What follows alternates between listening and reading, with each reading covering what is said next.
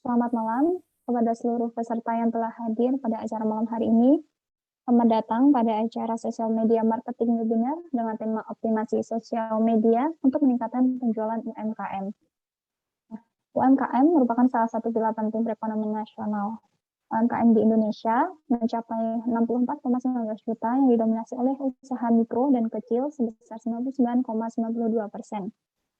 Namun pandemi COVID-19 yang telah menyerang sejak 23 bulan yang lalu turut memberikan dampak negatif terhadap UMKM yang ada di Indonesia.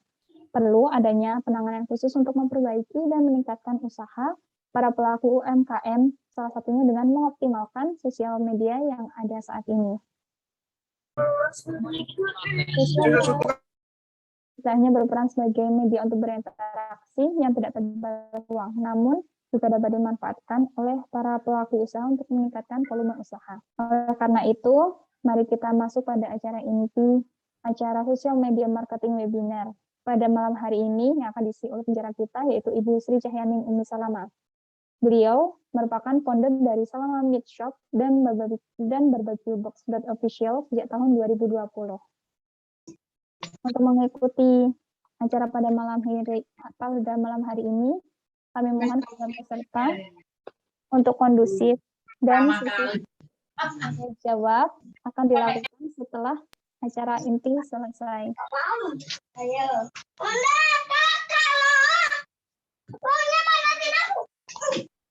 Mohon maaf, boleh dimatikan terlebih dahulu sepertinya. Ya, jadi untuk sesi tanya jawab dapat dilakukan dengan mengetikkan nama dan juga pertanyaan pada kolom komentar. Ketika acara ini telah selesai, nanti kami akan membacakan pertanyaan dan dijawab secara langsung oleh pembicara. Tanpa mengulur waktu kembali kepada Ibu Sri Cahyaning Umi Salama, kami persilakan. Baik, terima kasih banyak Mbak Wahyu. Perkenalkan, Assalamualaikum warahmatullahi wabarakatuh. Kenalkan dulu, saya Sri Cahyaning Umi Salama, bisa dipanggil dengan Mbak Umi atau Mbak Salama gitu. Saat ini saya memang diberikan amanah oleh Mbak Soro untuk memberikan sedikit atau sharing ilmu tentang bagaimana digital marketing gitu. Jadi memang selama ini saya mendirikan bisnis bersama suami saya yang pegang marketingnya gitu. Jadi mungkin di sini saya akan sharing kerjasama dengan Perwira Cendekia Institute. Dan kemudian insya Allah bulan-bulan selanjutnya akan ada agenda seperti ini rutin. Nah, ini memang agenda pertama dari Perwira Cendekia Institute. Nah, untuk agenda bulan depan dan sebagainya akan menyusul. Gitu. Baik, tanpa berlama-lama, mungkin alhamdulillah di sini sudah ada kurang lebih 15 orang, alhamdulillah. Jadi, sebelum saya mulai memang saya ingin sharing aja ya, jadi mungkin nanti kita bisa saling bertukar ilmu, kita bisa jadi bukan hanya komunikasi satu arah, saya harapkan memang komunikasi dua arah seperti itu. Acara ini gabru.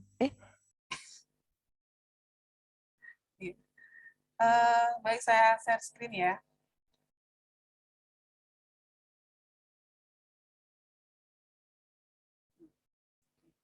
Apakah terlihat di layar?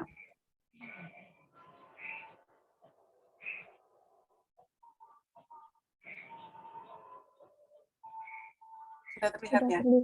Sudah. Oke. Baik. Jadi memang tema kali ini adalah bagaimana kita bisa mengoptimasi bisnis melalui Instagram. Nah, kenapa Instagram? Karena memang ini adalah media yang saat ini banyak sekali yang menggunakan seperti itu. Selain Instagram, ada juga TikTok. Dengan Facebook sekarang sudah cukup ketinggalan zaman menurut data gitu kan. Jadi saya lupa tidak mencantumkan datanya. Jadi memang penggunaan Facebook sekarang jauh di bawahnya Instagram dan TikTok. Apalagi TikTok di Indonesia tercatat sebagai negara dengan pembuat konten terbanyak dengan TikTok. Nah, untuk saat ini mungkin saya bisa menjelaskan dulu di sisi Instagramnya.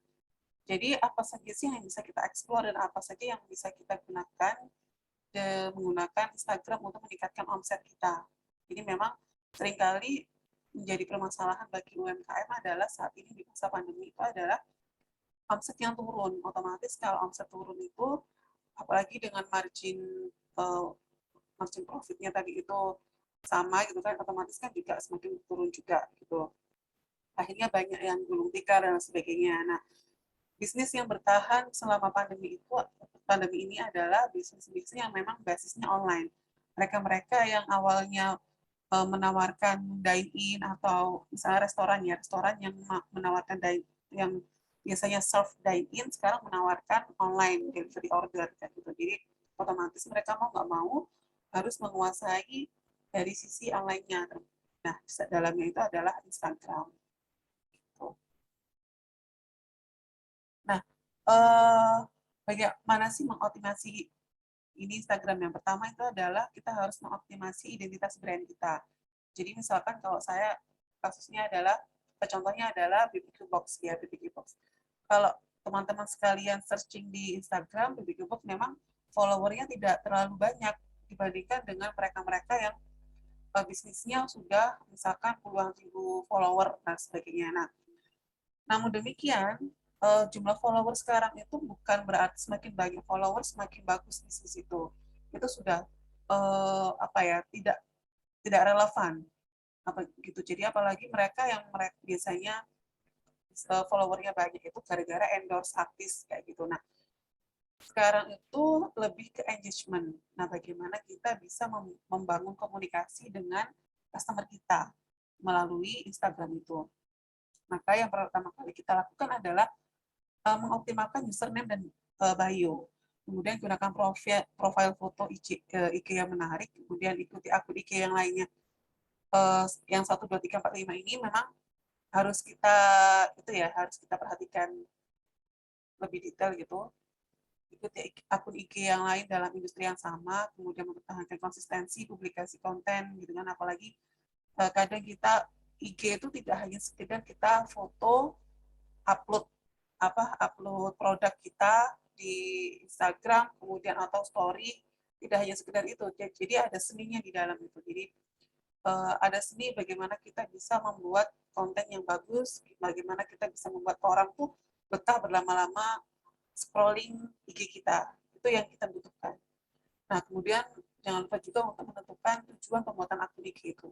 Jadi banyak sekali pebisnis itu lupa mengatur IG itu menjadi akun profesional. Nah, IG itu sebenarnya bisa kita atur atau kita setting menjadi IG profesional gitu. Nah, manfaatnya akan sangat banyak sekali, nanti akan saya jelaskan. Jadi jangan sampai kita masih menggunakan IG personal untuk mempromosikan produk. Nah, ini adalah contoh dari akun IG saya. Ini saya screen capture-nya udah sangat lama sekali ya. Jadi waktu itu masih 1.162 follower. Nah, contohnya di sini adalah coba kita analisis dari ini bio ya. Jadi awal kita membuka IG itu kan biasanya yang muncul pertama adalah bio-nya, profilnya. Nah, biasanya orang-orang banyak kesalahan adalah di penamaan ini. Home Service Grill Malang. Nah, banyak kan tuh di sini di username itu sudah menuliskan BBQ Box Malang atau BBQ Box Official. Di sini juga ditulis sama. Nah, ini adalah kesalahan kecil yang menurut saya cukup fatal atau berimbas yang cukup besar. Kenapa? Kalau kita sudah menuliskan username, maka seharusnya di sini kita ganti spesifikasi dari bisnis kita. Jadi orang kalau ngetik di search-nya atau explore-nya Instagram itu, maka dia akan biasanya kan ngetiknya grill Malang atau grill atau misalkan ada salah satu peserta itu yang punya usaha mahar, maka jasa mahar Surabaya misalkan. Maka jasa mahar Surabaya itu bisa dituliskan di bagian ini ya. Bagian kalau di edit profile kan ada ini namanya sebentar saya lupa namanya. Di name-nya, name name IG-nya kayak gitu. Itu bisa diubah-ubah. Nah, jangan sampai username sama name-nya ini itu sama, kalau bisa beda kayak gitu. Nah, di deskripsinya ini kalau bisa dioptimalkan penjelasan bagaimana usaha kita. Misalkan kalau ini di Box kasusnya adalah dia ada di Malang dan Mojokerto, maka ditulis Malang Mojokerto.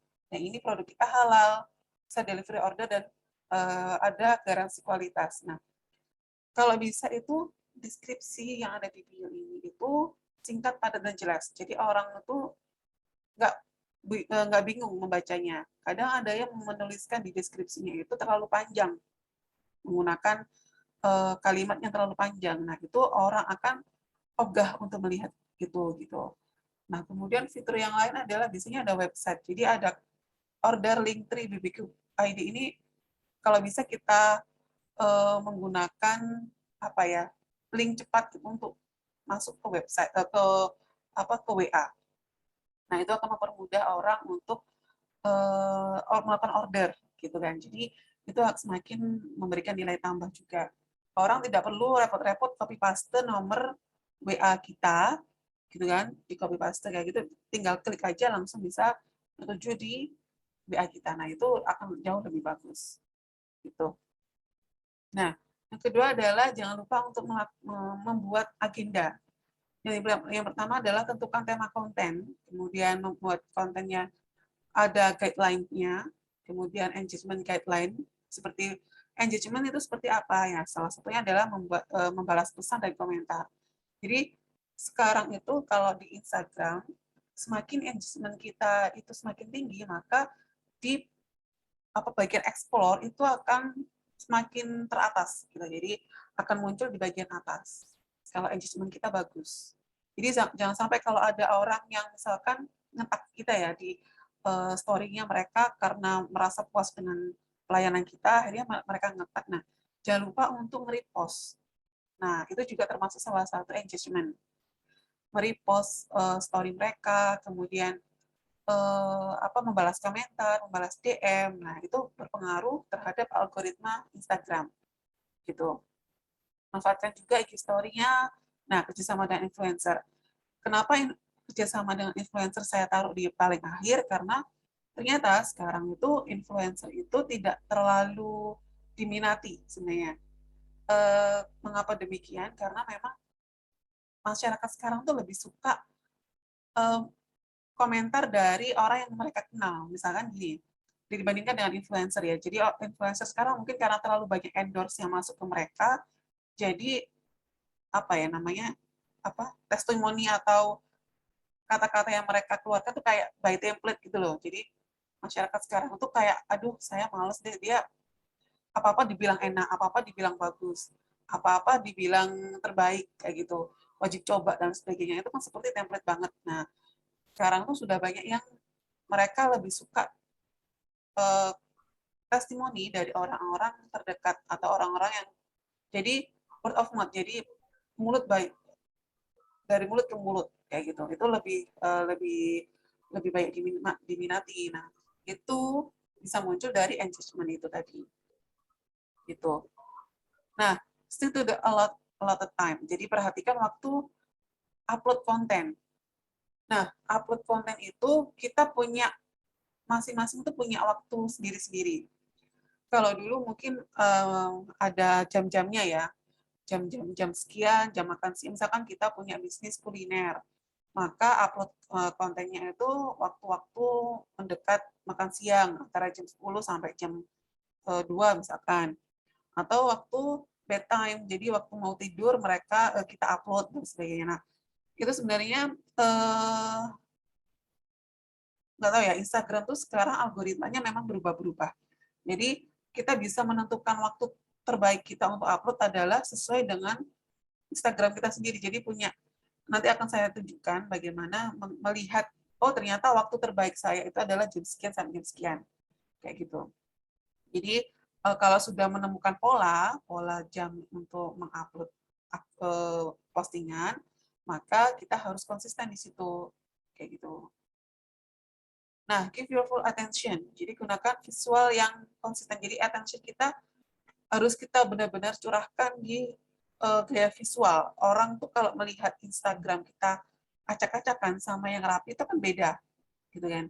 Wah ini bagus nih, wah ini terlalu berantakan dan sebagainya. Orang kan lebih betah untuk scroll IG kita kalau feed kita rapi, kayak gitu. Nggak perlu foto yang sangat bagus sekali, kadang kan mungkin kita minder ya, wah saya nggak punya kamera yang bagus, saya nggak bisa ngedesain yang bagus, nggak masalah. Jadi itu bukan menjadi masalah sebenarnya. Yang penting adalah konten kita rapi, gitu. Nah, rapinya itu seperti apa? Jadi orang ngelihat itu nggak, kalau kita dari secara visual gitu ya, itu nggak berantakan yang temanya nggak jelas gitu, habis warna merah, biru, habis itu ngejreng gitu, tiba-tiba kuning dan sebagainya. Nah, itu kan kayak nggak beraturan secara tone warnanya aja. Nah, oleh karena itu kalau bisa membuat desain atau membuat foto itu menggunakan tone yang sama. Jadi orang tuh bisa melihat style fit kita kayak gitu. Nah, ini adalah pengalaman pribadi saya. Jadi nanti akan saya jelaskan juga. Saya kasih contoh perbedaan ketika menggunakan desain yang berantakan sama desain yang rapi, ya lebih rapi misalnya. Saya tidak mengatakan IG saya sangat rapi ya, jadi lebih rapi dibandingkan sebelumnya. Itu banyak omset saya justru naik berlipat-lipat ketika fitnya itu sudah rapi kayak gitu. Nah ini berimbas juga pada penjualan baik di pusat maupun di cabang-cabang kayak gitu. Nah kemudian tentukan subjek yang ingin ditampilkan seperti apa. Jangan lupa gunakan juga hashtag. Nah hashtag ini apakah masih relevan atau tidak gitu kan. Kalau dulu kan harus hashtagnya harus berhashtag gitu kan.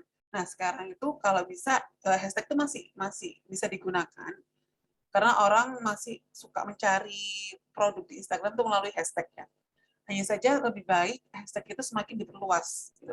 Maksudnya apa? Jadi misalkan kita punya bisnis kuliner, hashtag kita tuh jangan yang terlalu bias atau terlalu melebar kemana-mana. Jadi hashtag yang kita gunakan dalam memposting produk kita tadi itu, misalkan saya kuliner di Malang, misalkan grill di Malang, maka hashtag yang bisa saya gunakan adalah grill Malang, hashtag yakimeku Malang, BBQ Malang, kuliner Malang. Nah, hashtag yang tidak jauh beda, tidak jauh lingkupnya, kan? Tidak jauh lingkupnya dari hal-hal kuliner.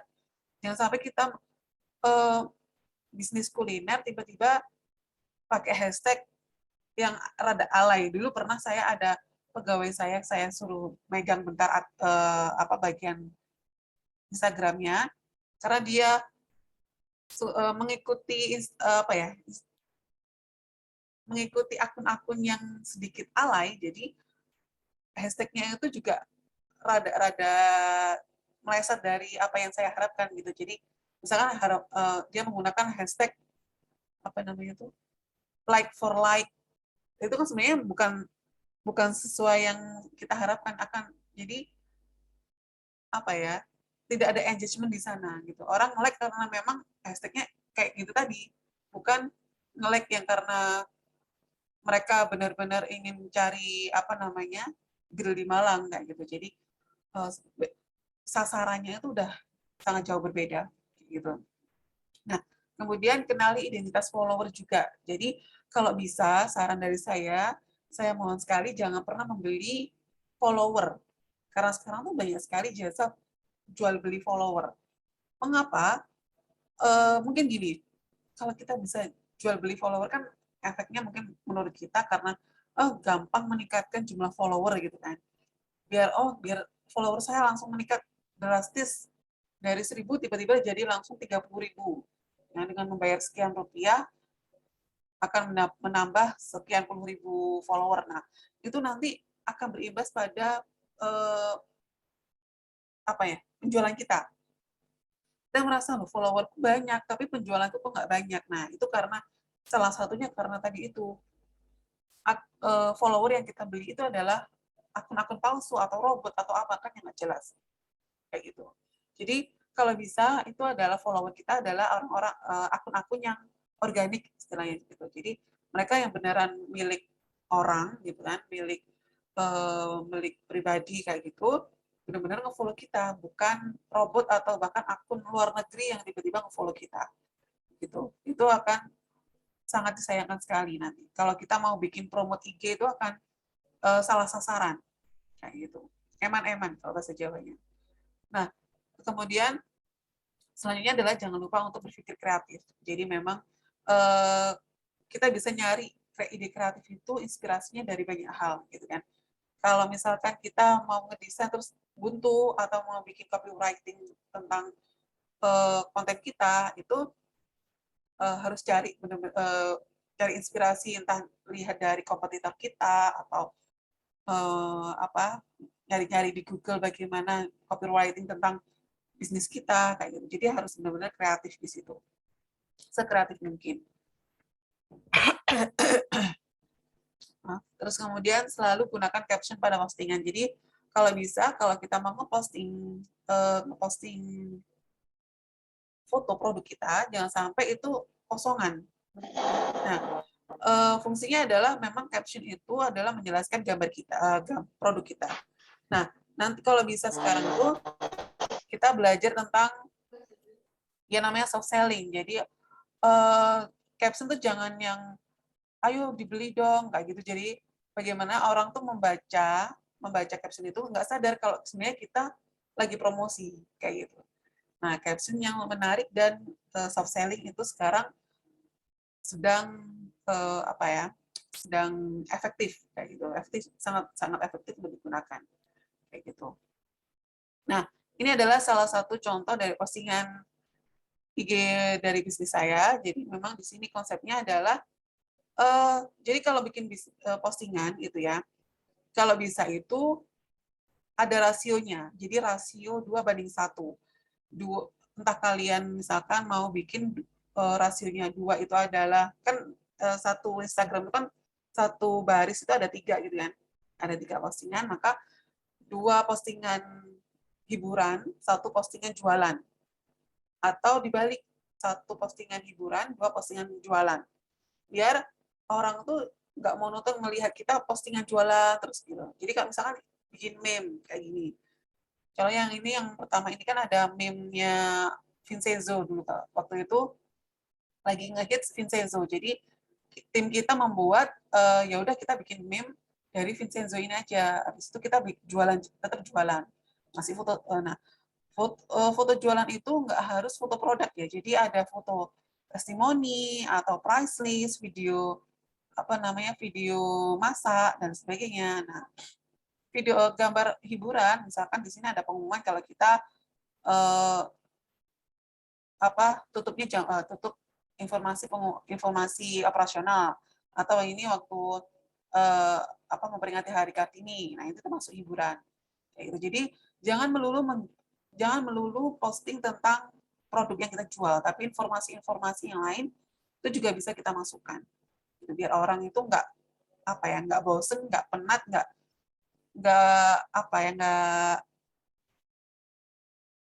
tertarik sama IG kita gitu. Kalau bisa mereka tetap lama-lama scroll di IG kita. Itu adalah caranya.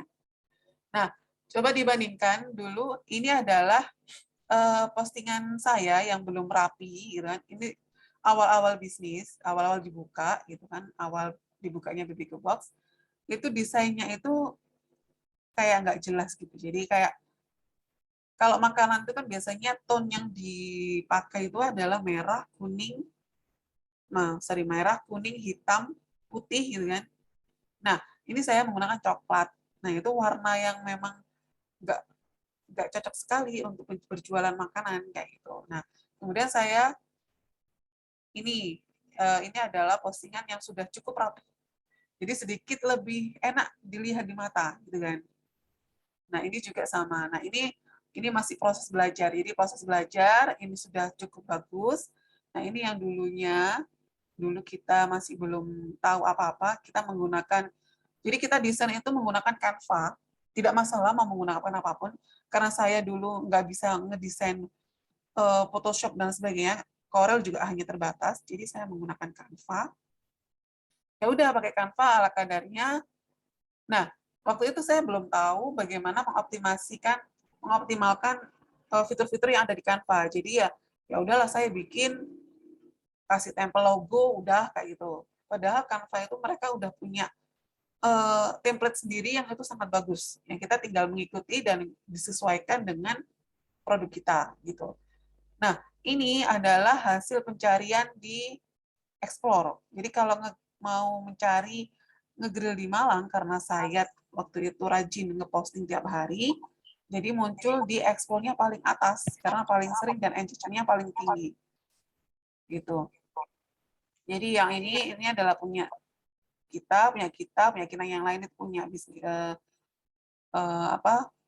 punya orang lain kayak gitu. Nah, manfaatkan juga adanya fitur highlight. Nah, ini kadang itu customer udah dikasih tahu gitu kan, udah misalkan kita udah ngeposting ini ada harganya daging sekian, harganya sekian gitu kan, beratnya sekian. Masih ada yang nanya gitu kan. Bisa minta price list-nya nggak, bisa minta apanya nggak. Nah, kita bisa pakai fitur highlight. Nah, fitur highlight ini sangat penting, bisa kita optimalkan. Contohnya adalah testimoni. Yang paling sering orang lihat itu adalah selain price list, itu adalah testimoni.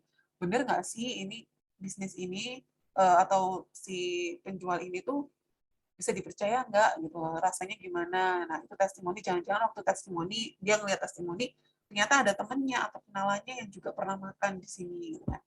Nah, itu bisa menjadi daya tarik sendiri tersendiri kayak gitu. Kemudian beri informasi yang lain, misalkan price list, kalau misalkan ada cabang juga bisa kita informasikan, oh kita ada di cabang apa, cabang apa, cabang apa. Kemudian Q&A itu juga penting karena banyak customer tuh yang masih udah dijelaskan tapi masih tanya-tanya terus. Nah, pertanyaan-pertanyaan yang paling sering ditanyakan bisa kita masukkan Q&A. Kemudian ada cara order. Gitu. Nah, ini tadi yang seperti yang saya sebutkan tadi, bagaimana cara menentukan, melihat apa ya hasil postingan kita apakah sudah berhasil atau tidak, apakah sudah efektif atau tidak, dan bagaimana cara mempromosikan IG-nya gitu kan.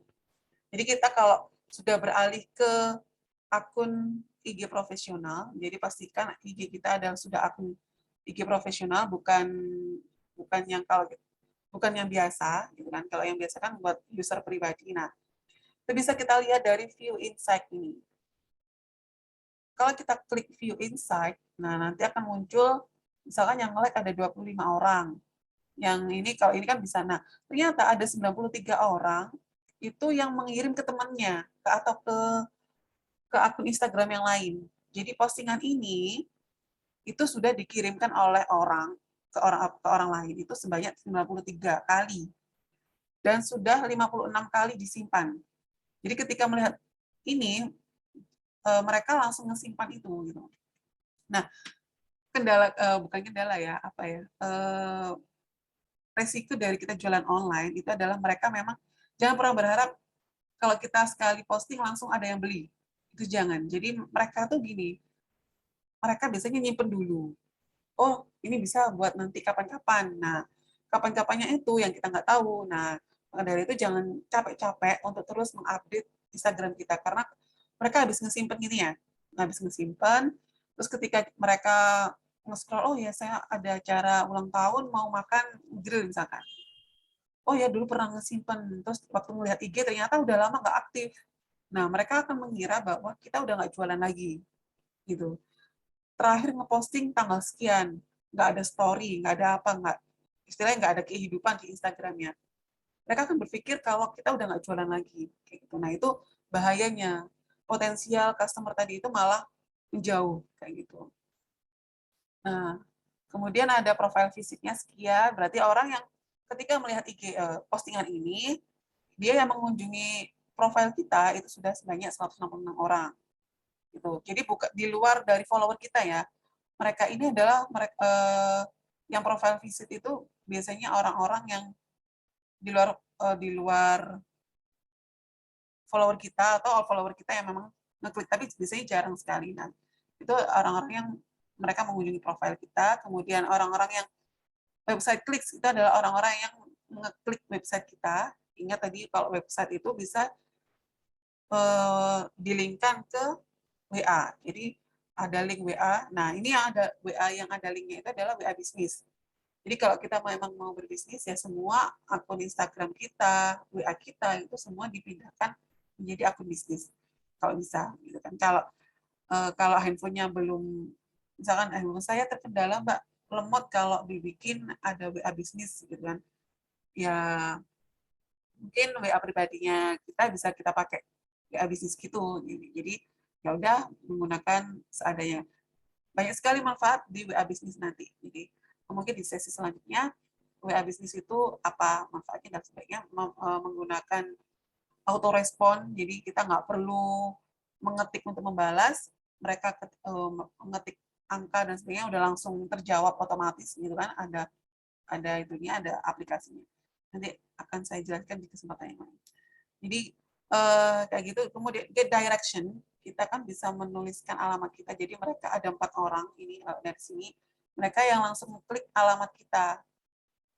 Jadi ada banyak sekali manfaat kalau kita menggunakan bisnis. Gitu ya. Ini contoh yang lain. Ini juga foto cara masak. Berarti ini termasuk foto cara masak. Nah, memang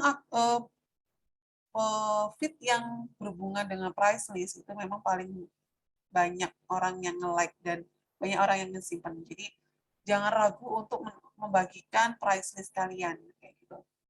Karena ini memang biasanya informasi yang paling dicari oleh calon pembeli. Nah, tools yang biasanya saya pakai atau yang bisa kita pakai itu yang pertama adalah Canva. Jadi memang Canva ini adalah tools yang paling mudah dan paling membantu saya gitu kan. Kita bisa pakai Canva Pro ya. Canva Pro itu murah, kalau kita beli di Shopee itu kita bayar 20.000, 20 sampai 50.000 itu kita bisa dapat Pro gitu. Nah, fiturnya itu sangat banyak sekali nanti.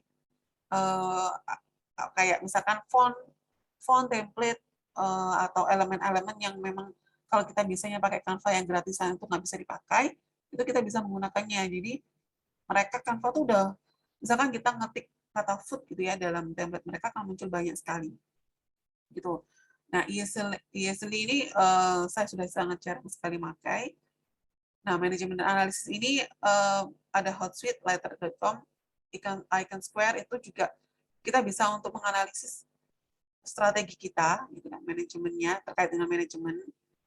Kemudian editing foto bisa menggunakan Facebook Cam, Instagram, dan layout Instagram. Jadi editing foto ini pakai Canva juga bisa. Jadi memang paling atas ini adalah Canva karena saya memang paling sering menggunakan ini. Jadi mulai dari edit foto, edit layout, edit feed IG, edit story, edit apapun itu, edit TikTok bahkan menggunakan Canva. Ini toolsnya.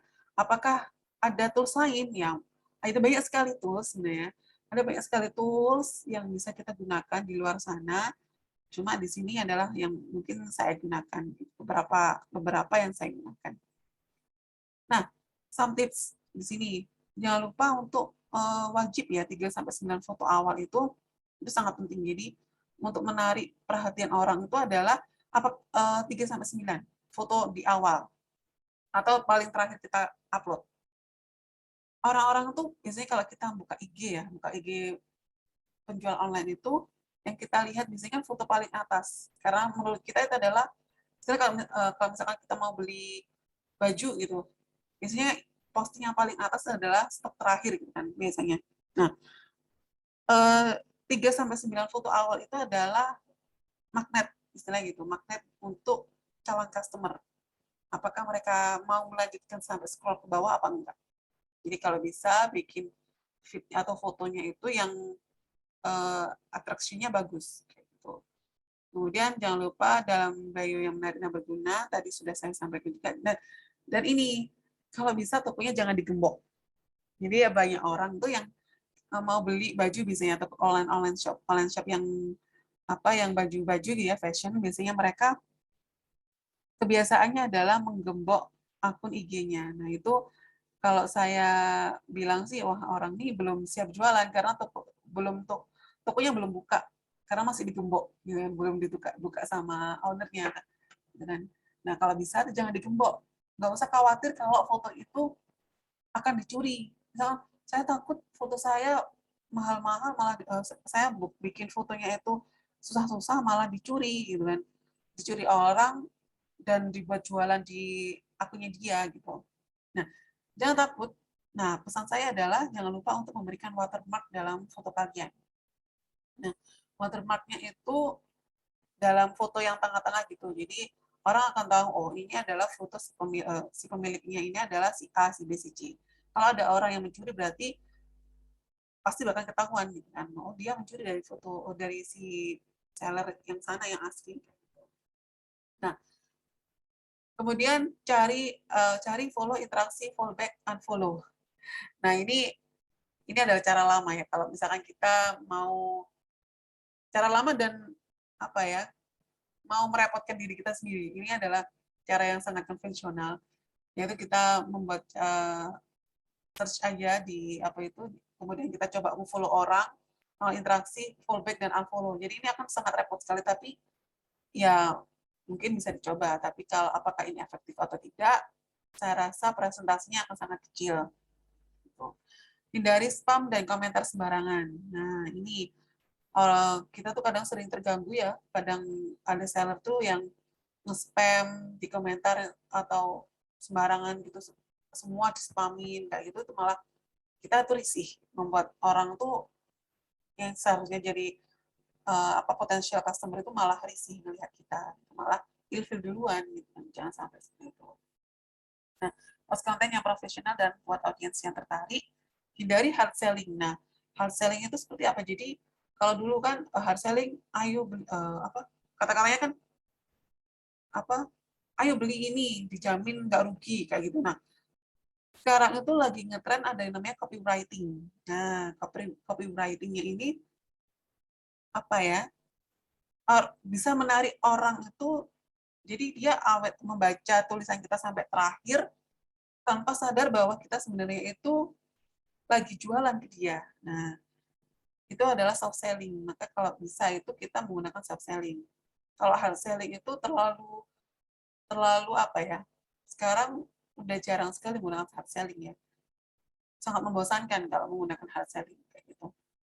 Nah, kemudian jangan lupa menggunakan hashtag yang tepat, buat hashtag yang unik. Nah, dan untuk menciptakan tren bagi brand Anda sendiri. Nah, misalkan gini, ini maksud saya adalah misalkan saya kan BBQ Box. Nah, saya biasanya menggunakan hashtag BBQ Box Malang, BBQ Box Mojokerto, BBQ Box Pacet, BBQ Box Batu. Jadi masing-masing cabang itu ada hashtagnya sendiri-sendiri. Jadi ketika mereka udah ingat, oh mau grill pakai BBQ Box. Nah, ada nggak ya BBQ Box Malang, ada nggak ya BBQ Box Batu? Nah, ketika kita ngeklik hashtag itu, muncul ternyata ada. Nah, jangan ragu untuk itu, jangan ragu untuk menggunakan menciptakan tren bagi diri kita sendiri biar kenapa? Karena orang itu nggak ada yang salah juga kalau tiba-tiba mereka iseng-iseng aja nyari pakai hashtag gitu kan, pakai nama kita, pakai brand kita gitu. Apalagi kalau jangan sampai kita nggak sadar kalau sebenarnya brand kita itu kalau udah melekat di banyak customer gitu loh. Ya, kadang kita tuh nggak tahu sebenarnya brand kita tuh bisa bagus, udah melekat di customer, tapi ternyata kita merasa apa ya, merendah gitu kan. Nah, jangan sampai. Kemudian jangan post keseringan juga. Nah, ini maksud saya adalah jangan post keseringan itu jangan sampai sehari ada 2 sampai 3 kali posting. Ya, postingan bisa 1 hari sekali. Tapi jangan sampai kayak apa ya, membombardir postingan dalam sekali waktu posting langsung 5 gambar atau apa itu nggak efisien, nggak efektif. Jadi paling sering adalah sehari sekali. Kemudian post di waktu yang tepat, manfaatkan tools seperti yang saya jelaskan sebelumnya, tingkatkan engagement dengan promosi dan kampanye, itu adalah dengan menggunakan fitur promote, gitu kan. Nanti akan saya jelaskan bagaimana cara kita bisa membuat promosi di IG, itu biasanya yang paling efektif, itu adalah menggunakan promote itu. Jalin kerjasama dan memperluas jaringan, ya bisa menggunakan endorse. Kalau tidak punya budget untuk endorse, ya jangan berkecil hati, gitu kan. Banyak cara selain endorse, gitu kan. Kemudian belajar juga dari kompetitor. Jadi jangan lupa untuk kompetitor itu adalah termasuk guru buat kita, gitu ya. Jadi apakah kita bisa belajar dari mereka, misalkan strategi marketing mereka, bagaimana mereka bikin desainnya, bagaimana mereka berinteraksi dengan customer. Cari kompetitor yang menurut kalian, wah ini bisa dijadikan mentor atau guru, gitu kan? Atau dijadikan apa ya, benchmark kayak gitu buat kita.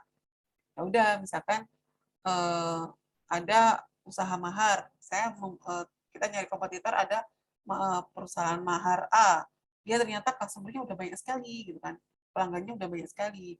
Ya udah kita pelajari, oh ternyata dia bikin fotonya seperti ini, oh ternyata dia kontennya seperti ini, mungkin dari video tutorial, mungkin dari video behind the scene, kayak gitu. Nah itu kita harus juga belajar dari kompetitor.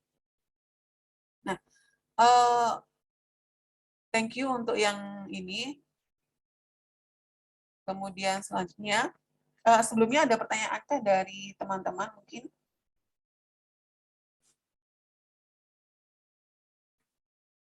Kalau tidak ada, saya lanjutkan dengan yang selanjutnya adalah bagaimana cara nge-promote. Kita membuat promosi melalui IG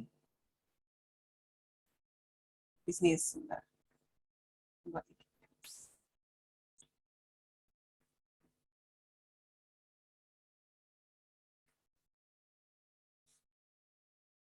Apakah sudah terlihat?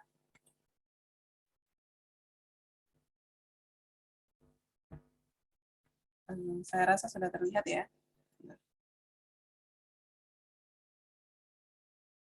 Nah, ini adalah cara bagaimana membuat IG Ads.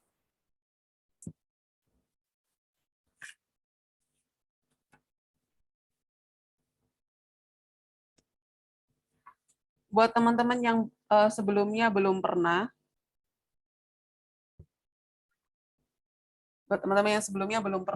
membuat promosi di IG Ads gitu ya, saya akan sedikit memberikan informasi dikit gitu ya.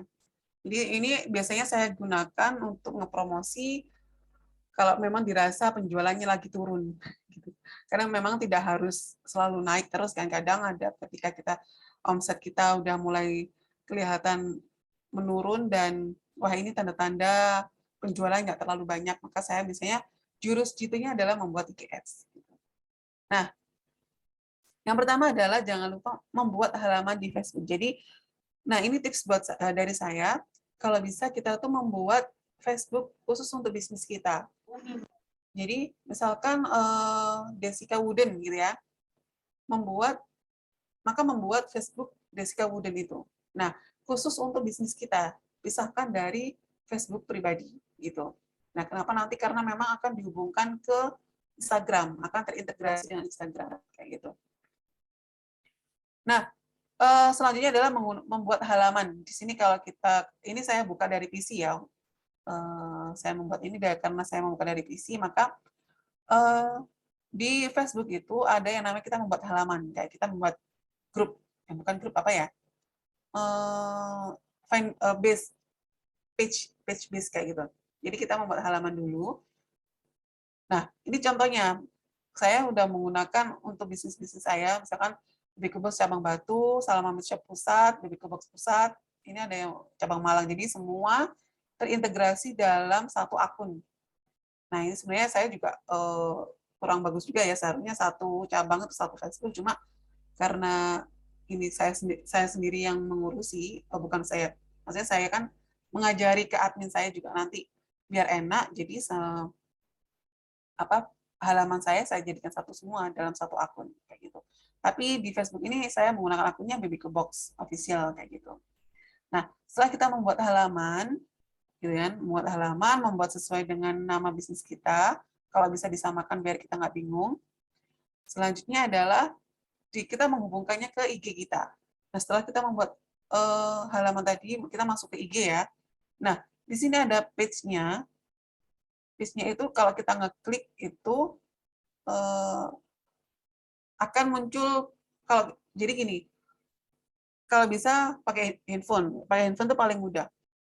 Jadi di handphone kita, Facebook-nya itu sudah di-login-kan ke akun Facebook yang tadi mau kita pakai buat bisnis. Kemudian kalau kita mau mensinkronkan dengan ini halamannya, maka dia akan otomatis kayak gitu. Otomatis akan tersinkron. Jadi akan lebih mudah dibandingkan belum terintegrasi. Jadi belum di login di handphone. Karena mereka kalau udah bisa langsung mendeteksi kayak gitu. Kita tinggal ngeklik. Nah, ini kebetulan ini adalah akun Baby Box Official, maka saya menggunakan page-nya adalah yang pusat. Nah, kalau misalkan bermasalah juga bisa di account center-nya gitu. Nah, kalau sudah terintegrasi tadi, sudah bisa sudah terlinkkan, gitu kan, sudah menjadi satu. Nah, waktunya kita membuat promote. Nah, di sini ada, ini versi bahasa Inggris ya, boost post. Atau kalau bahasa Indonesianya itu promosikan biasanya. Nah, di sini kita bisa ngeklik di sini, klik boost post, maka akan muncul seperti ini. Nah, ada 3 pilihan. Yang pertama adalah, apakah mau mengunjungi profil kita, ataukah mau mengunjungi website kita, ataukah yang mau nge-DM kita. Jadi, kita disuruh menentukan tipe tipe orang yang seperti apa yang mau kita ingin, yang akan menerima iklan kita. Apakah mereka-mereka yang suka mengunjungi profil kita atau yang misalkan nge-like gitu kan, ataukah mereka-mereka yang suka mengunjungi website kita, website yang kita masukkan di akun IG, ataukah mereka-mereka yang suka menulis di DM gitu. Nah, bisa kita centang salah satu. Misalkan kalau saya tuh paling sering ini, more profile visit kayak gitu. Bisa juga yang lain, tidak menutup kemungkinan ya. Nah, setelah itu akan muncul audience. Nah, ini tahap kedua ya. Kalau tahap sebelumnya itu kan tahap 1 dari sini ya. Dari sini tahap pertama adalah kita harus menentukan goal-nya, mau yang seperti apa. Tahap kedua adalah kita menentukan target. Nah, menentukan target di sini ada spesial kategori. Misalkan kita mau automatic, gitu kan? Atau yang create your own. Nah, kalau saya itu paling sering yang create your own karena kita bisa menentukan sendiri orang-orang yang dia ada di mana, usia berapa, misalkan radius 5 sampai 10 km dari saya, dia yang ada di wilayah Malang, mereka yang suka makan daging atau dia jadi sesuai dengan saya custom kayak gitu. Nah, karena saya pilih yang create your own, maka akan muncul seperti ini. Audience name. Nah, audience name ini biasanya saya kasih tulisan, kalau ini kan contohnya Baby Box Mojokerto, Malang Raya, Jati, Malang. Nah, saya kasih nama, lokasinya seperti apa. Nah, kalau ini interest, ya kan? Kalau kita ngeklik interest, maka akan muncul seperti ini. Misal kita jualan fashion, ya kita klik aja fashion di sini ya. Kita klik fashion, maka akan muncul seperti ini. Nah, mana-mana yang mau kita klik, misalkan mereka yang tertarik di shopping and fashion, boleh diklik, atau mereka yang suka fashion tapi dalam bentuk film. Nah, kalau misalkan gini, kita jualan baju ya misalkan, maka pasti mereka yang suka belanja dan fashion gitu kan, otomatis shopping and fashion ini bisa kita klik, atau fashion blog, fashion and style, kayak gitu, fashion and make up mungkin bisa jadi. Nah, itu selain ini juga bisa kita explore yang lain. Misalkan jualan baju, maka kita berharap pada, misalkan kita jualan baju remaja. Remaja ini sekarang lagi suka apa ya gitu kan. Selain menggunakan kata fashion, remaja-remaja sekarang tuh lagi menggandrungi K-pop. Nah, kita bisa masukkan ke interest ini, ke ketertarikan mereka. Jadi, saya berharap anak-anak mereka yang doyan sama K-pop bisa ngelihat jualan saya kayak gitu. Itu. Kemudian ada age and gender.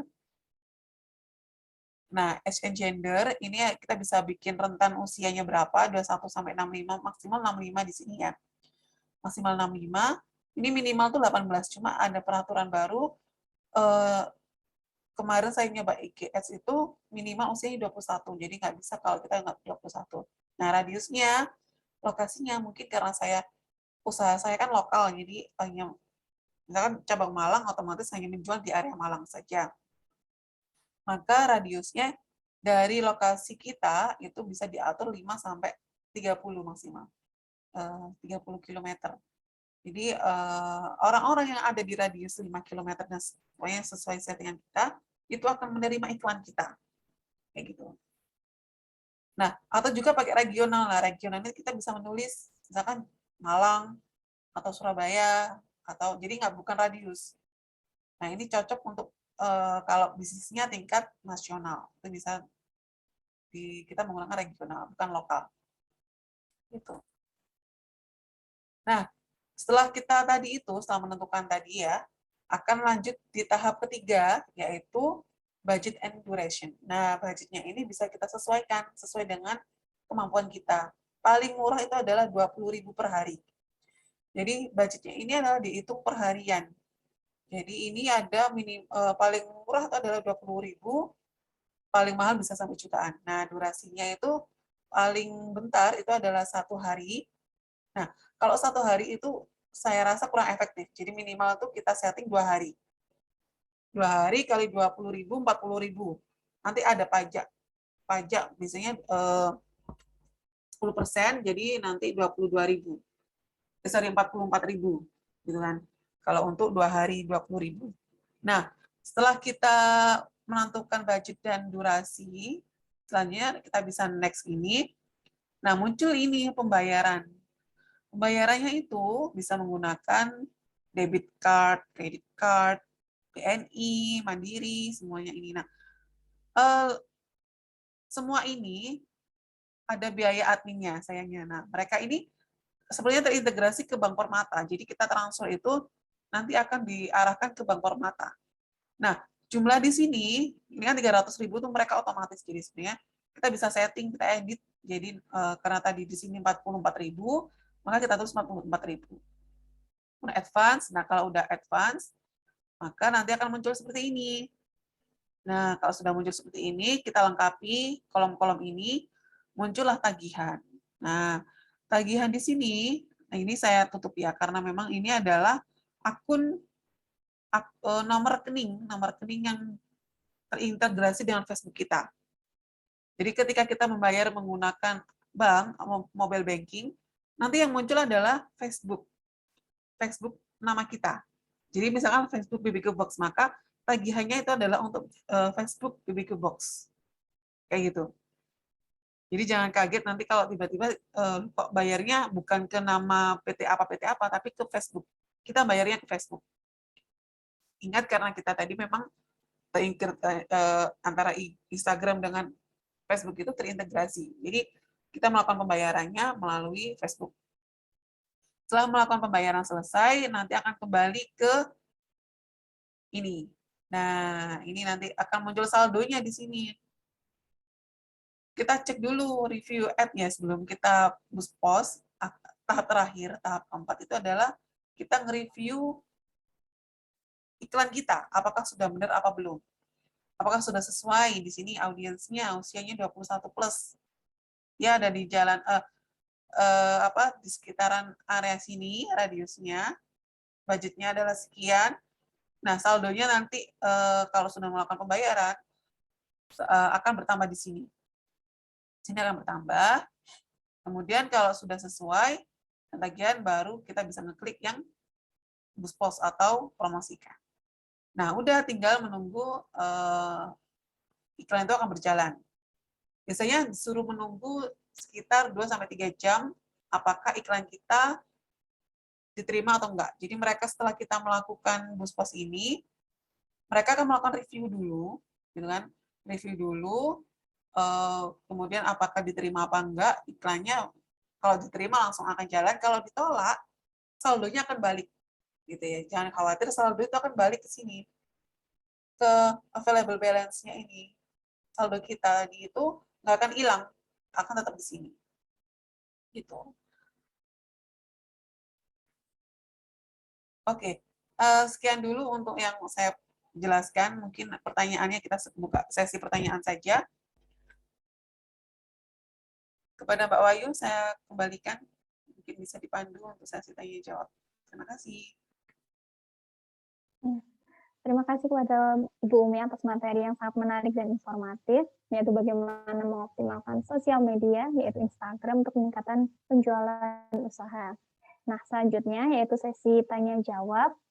Di sini sudah ada satu pertanyaan dari saudara Aris, yaitu bagaimana menurut Ibu kalau ketika saya punya akun IG bisnis yang masih sangat baru, karena masih baru berarti kan belum ada follower sama sekali. Nah, berdasarkan some tips yang telah dipaparkan Ibu tadi, salah satunya adalah jangan keseringan memposting. Terus apa yang terjadi jika saya memborbardir postingan dengan tujuan agar nanti ketika ada follower baru, ketika melihat profil kita, itu terkesan kalau akun IG kita sudah ada.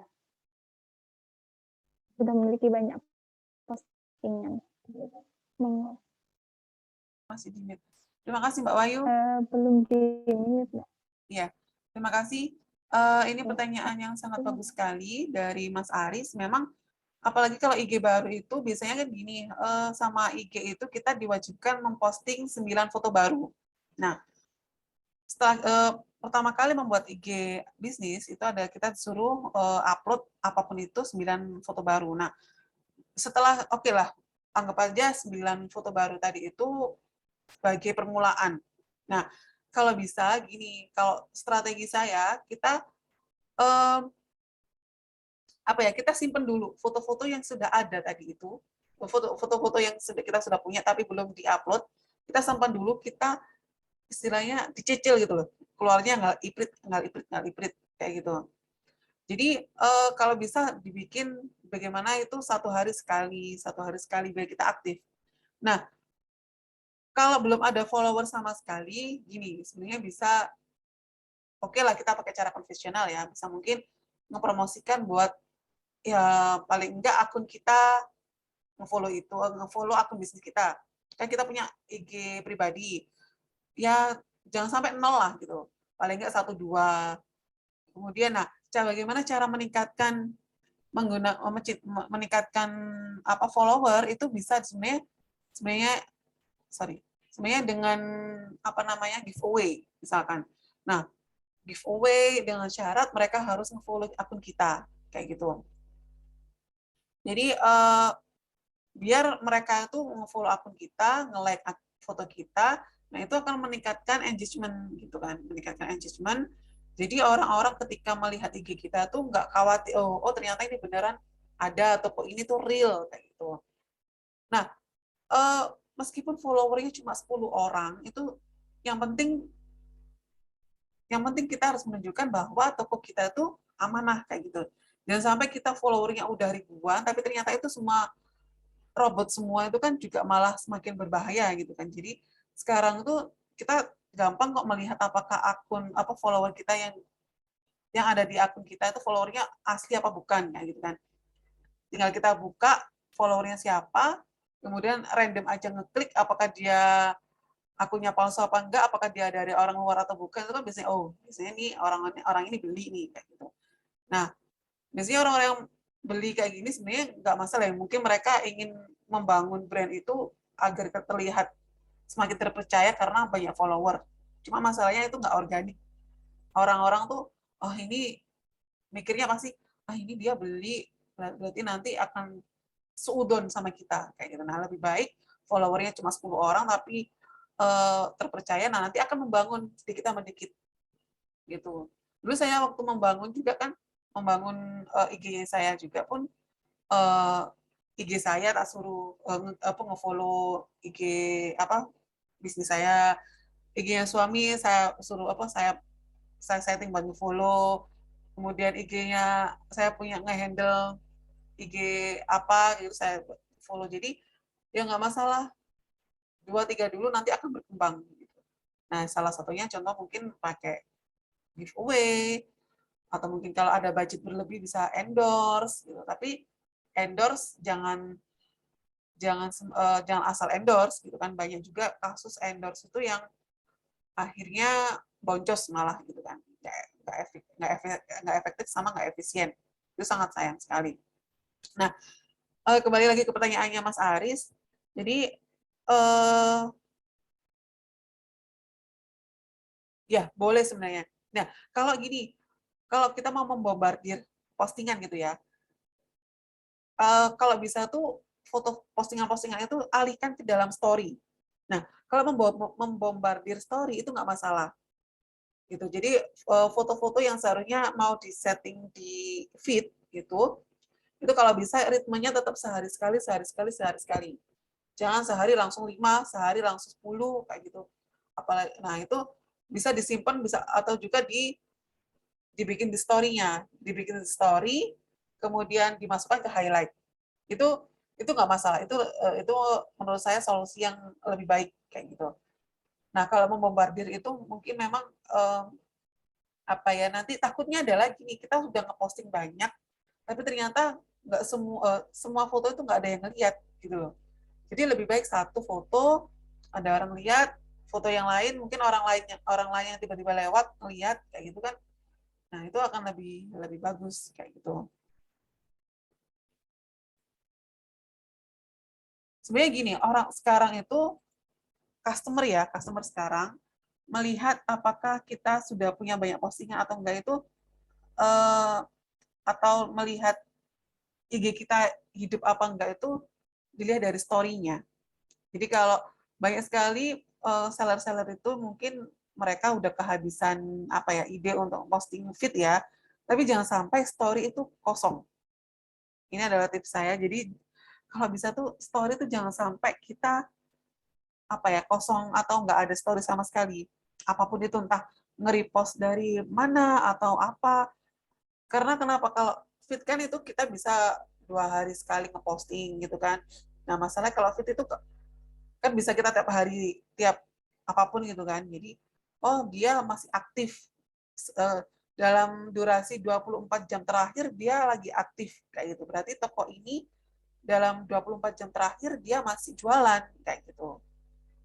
Itu yang lebih lebih efektif sih kalau selama ini yang saya amati itu seperti itu. Jadi pernah kalau sekarang saya lagi mencoba untuk feed-nya udah beberapa hari kosong gitu kan.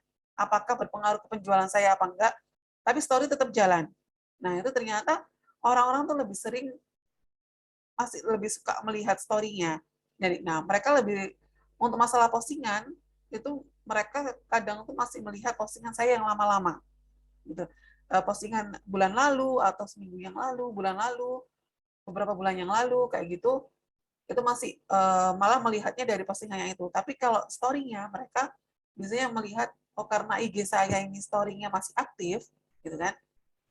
Jadi saya yang diklik ketika mencari keyword-nya misalkan grill Malang gitu kan. Meskipun bisnis saya bukan yang paling atas, tapi saya yang masih nyala story-nya gitu kan. Nah, kita bisa ngelihat kan kalau di explore gitu, misalkan grill di Malang, muncul ada mana akun yang ada story-nya. Nah, oh dia masih selama 24 jam ini dia masih aktif kayak gitu. Itu sih, itu ya Mas Aris ya. Jadi mungkin bisa di foto-foto yang ada stok gitu ya, yang stoknya Mas Aris itu mungkin bisa dibikin di setting 1 hari 1 postingan, 1 hari 1 postingan kayak gitu.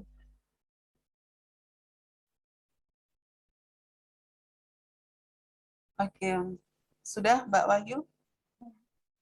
Terima kasih Bu Umi. Jadi tadi terkait meningkatkan followers ya bisa menggunakan giveaway atau endorse seperti itu.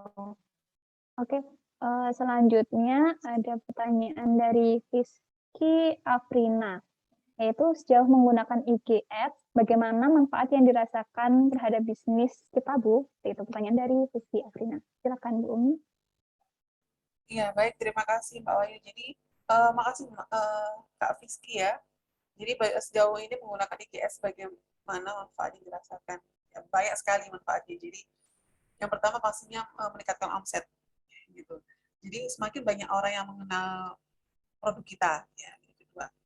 Jadi, tujuan IGS itu adalah memang kita memperkenalkan produk kita, memperkenalkan brand kita.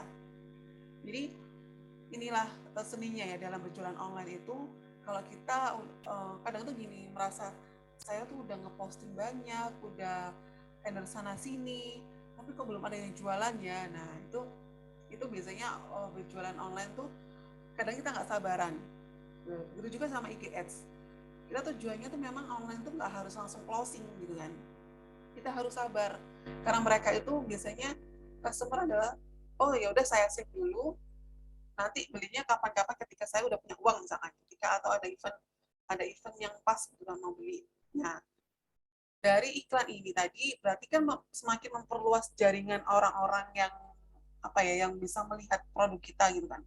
Dari awalnya yang hanya sekedar follower kita aja, misalkan apalagi yang misalkan follower kita cuma 10 orang. Itu pun kadang kan dari 10 orang ini kalau kita nge-posting gitu kan kadang nggak nyampe di beranda mereka gitu kan. Nah, bagaimana caranya agar orang-orang yang tidak nge-follow kita tadi itu bisa melihat jualan kita ya tadi dengan menggunakan ads gitu kan. Nah, manfaatnya tadi itu selain brand awareness ya, selain brand awareness itu juga um, bisa apa ya mempromosikan juga misalkan kalau kita lagi ada diskon harga kan, diskon harga misalkan ada diskon promo akhir tahun gitu kan ada cuci gudang, nah itu kita bisa bikin IGS juga, kita IGS kan itu promo diskon kita, nah, itu mungkin akan banyak itu akan apa ya penjualan secara langsung itu mungkin bisa terjadi. Tapi kalau misalkan yang kita promote adalah produk kayak tadi gambar price list itu ya mungkin hanya menyadarkan memberitahu gitu kan kepada orang-orang, ini loh ada kita di sini, kamu kalau kamu mau makan atau kalau kamu mau butuh baju bisa beli di aku kayak gitu. Jadi hanya sekedar itu aja. Jadi inilah aku punya baju bagus, coba deh lihat gitu. Coba deh lihat harganya segini, kamu nggak harus beli sekarang kok gitu kan. Istilahnya seperti itu, membahasakannya seperti itu. Jadi mereka akan membangun brand awareness. Nah, begitu juga sama kayak kita endorse artis. Itu kan juga apakah mereka setelah kita endorse artis, yang nonton ini mereka pasti akan membeli kita langsung kan enggak? Gitu. Ada yang mungkin di save dulu, bisa disimpan dulu lah nanti. Gitu. Apalagi sekarang endorse selebgram kan efeknya juga kan nggak langsung ya mungkin efeknya seminggu kemudian, 2 minggu kemudian kayak gitu.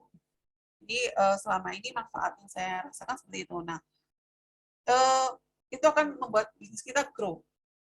Dalam artian gini, jadi misalkan sekarang omsetnya mungkin hanya 5 juta sebulan. Kita udah mencoba untuk IGS dan sebagainya, kan nggak kerasa. Belum langsung kerasa, akan kerasa di bulan selanjutnya. Yang pengalaman saya seperti itu. Jadi akan kerasanya itu misalkan kayak saya mempromot hari Senin Selasa bukan untuk acara weekend, maka biasanya mereka kita akhir waktu weekend itu akan boomnya di situ. Jadi memang ya harus sabar dulu. Nah, sejauh ini sih memang menggunakan IGS itu seperti itu. Gitu, Kak Rizky ya.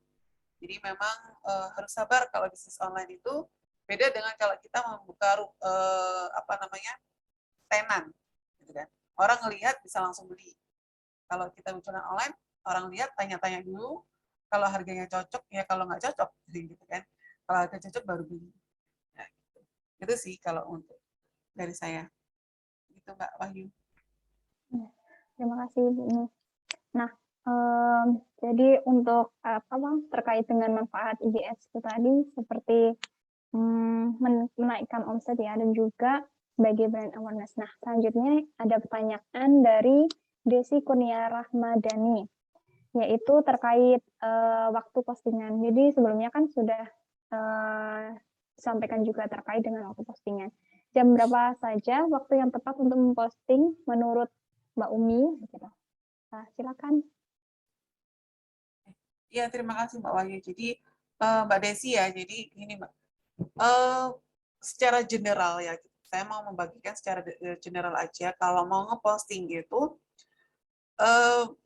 lebih baik di jam-jam istirahat. Orang-orang itu kan biasanya jam istirahat kantor suka nge-scroll gitu kan.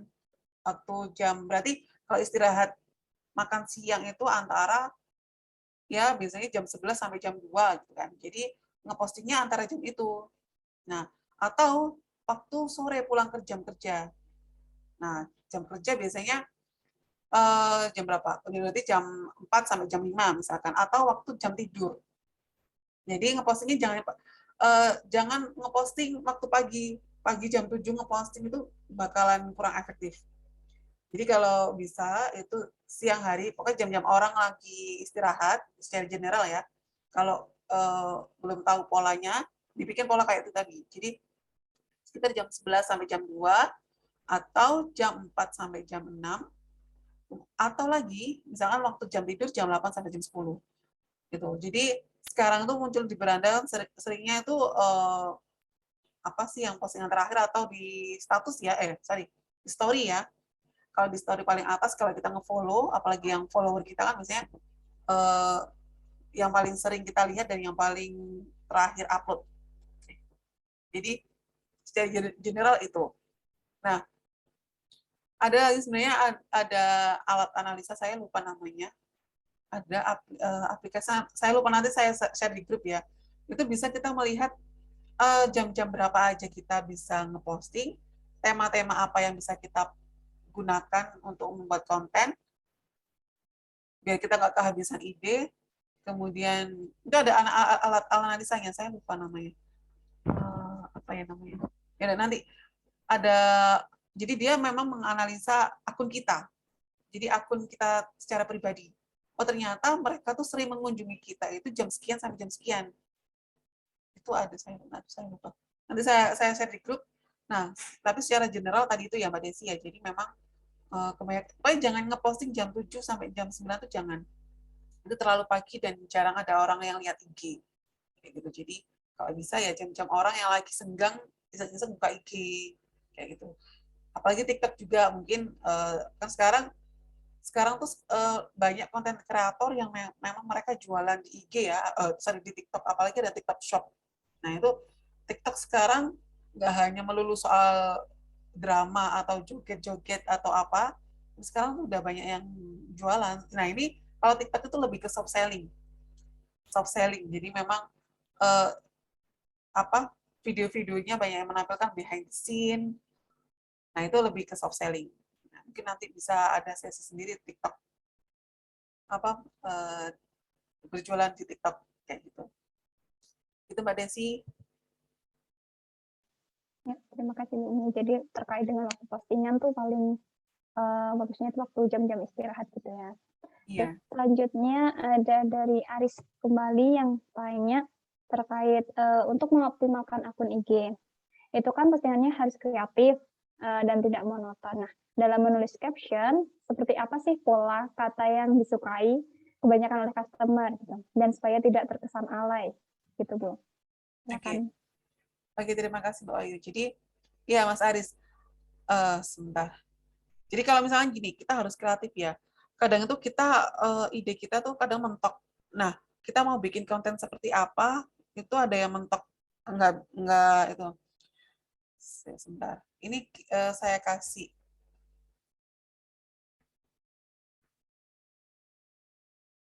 Sebentar, saya mau carikan dulu.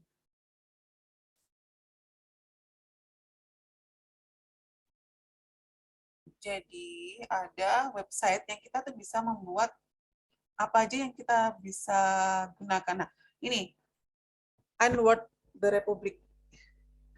Saya bisa share screen nggak ya?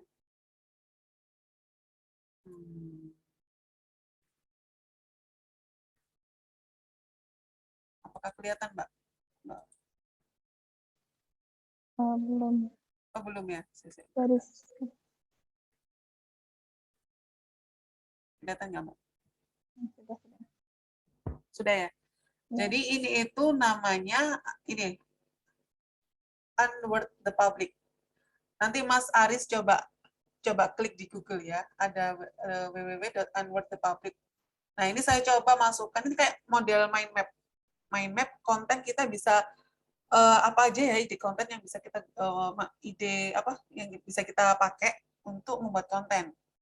Ini contohnya adalah saya menggunakan barbecue. Nah, di sini dia bentuknya kayak gini gambarnya. Jadi, misalkan barbecue ya, how barbecue pork chops atau how barbecue ribs. Nah, ini adalah ide konten segini banyak, gitu kan? Itu bisa kita pakai, kita visualisasikan, kayak gitu. Nah, misalkan atau who, siapa sih yang kira-kira mereka yang bakalan suka sama barbecue itu seperti apa? Nah, ini kasusnya kan usaha saya ya, jadi contohnya kayak gini. Nah, ini bisa jadi ide konten ini, Mas Aris. Jadi nggak hanya melulu jualan konten, jadi melulu jualan produk, ini juga bisa sebagai ide. Nah, misalkan what barbecue restaurant are near me. Jadi what barbecue sauce are vegan. Mungkin bisa bikin konten nanti ini tentang saus barbecue yang vegan itu apa. Nah, itu akan semakin menarik perhatian orang. Kayak gitu. Ini ide-ide sangat banyak. Kayak gitu. Nah, ini bisa juga diterapkan oleh bisnis-bisnis yang lain. Jadi kalau mau nyari ide untuk membuat konten, bisa langsung cek di sini. Di Unword the Public. Saya coba. www.unwordthepublic. Nanti muncul ada, bisa nggak ya buka Word the Public. Oh, nggak bisa.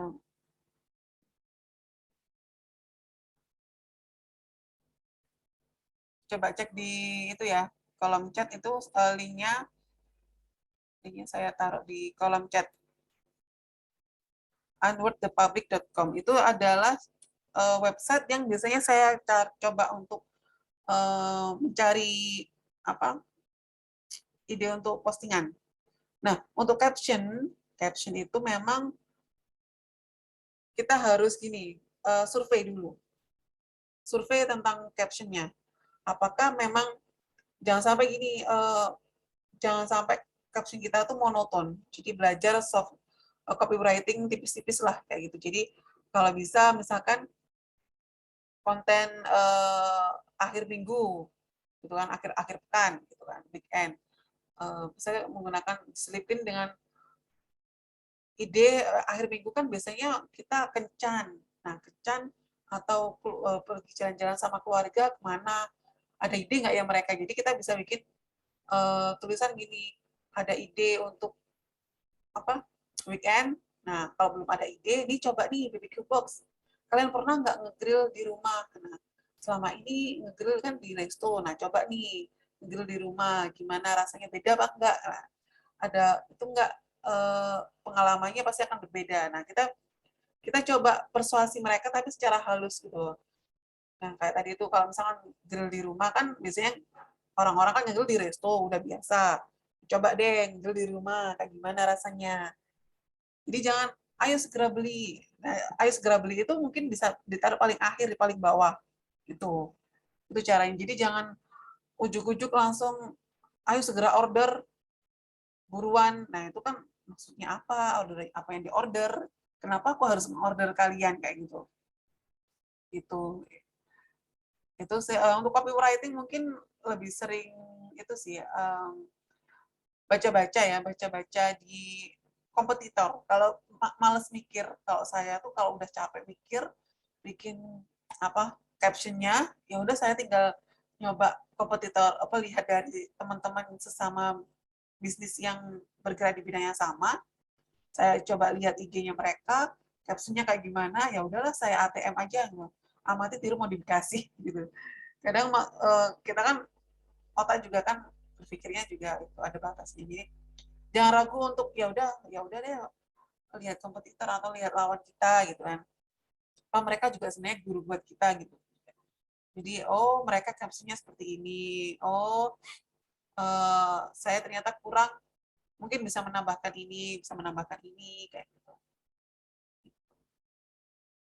Uh, itu termasuk skill sih untuk copywriting. Gitu Mbak Wahyu. Terima kasih Bu Umi. Nah, oke. Selanjutnya mungkin masih ada pertanyaan dari peserta pada malam hari ini. Bisa dituliskan pada kolom chat atau bisa mengaktifkan fitur raise hand. Kami tunggu.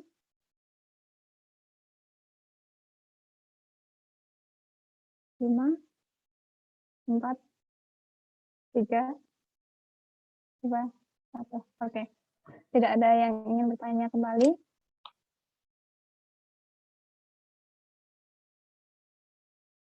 Oke, sepertinya sudah bisa tutup ya. Mungkin ada sepatah atau 2 patah kata yang ingin diutarakan oleh Ibu terkait, materi pada malam hari ini sebagai penutup? Iya, terima kasih Mbak Wahyu. Jadi, closing statement ya.